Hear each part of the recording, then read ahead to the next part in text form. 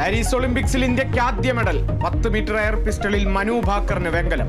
ഷൂട്ടിംഗിൽ medal നേടുന്ന ആദ്യ വനിതയ്ക്ക് അഭിനന്ദന പ്രവാഹം. അതുല്യ നേട്ടമെന്ന് പ്രധാനമന്ത്രി നരേന്ദ്രമോദി.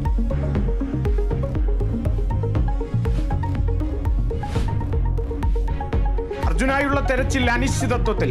പുഴയിലിറങ്ങിയുള്ള തെരച്ചിൽ അവസാനിപ്പിച്ച് ഈശ്വർ മാൽപേ. ഗംഗാവലിയിലെ ദൗത്യം അതീവ ദുഷ്കരം. തിരച്ചിലിന് മുന്നോട്ട് വെച്ച സാധ്യതകൾ ഉപയോഗിക്കപ്പെടുത്തിയില്ലെന്ന് മന്ത്രി മുഹമ്മദ് റിയാസ്.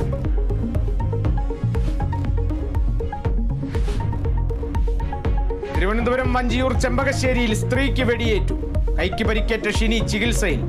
ആക്രമിച്ചത് കൊറിയർ നൽകാനെന്ന വ്യാജേന എത്തിയ സ്ത്രീ. അവരൊപ്പിടാൻ ഇങ്ങനെ ശകലം ആഞ്ഞതും ഇവിടുന്ന് ഇങ്ങനെ എടുത്തിട്ട് വെടിവെച്ചു. ഉള്ളം കയ്യിൽ വെടിയുണ്ട്. അതിൻ്റെ കൂടെ 2 വെടി സൈഡിലോട്ട് താഴെ ടിപ്പ് ടിപ്പ് എന്ന് 2 വെടി വെച്ചു. അന്വേഷണം ഊർജിതം.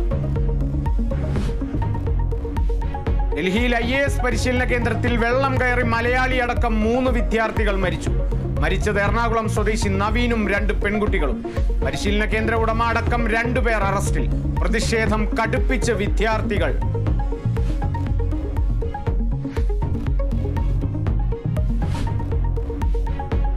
മുഖ്യമന്ത്രി ശൈലി മാറ്റേണ്ടതില്ലെന്ന് വെള്ളാപ്പള്ളി നടേശൻ.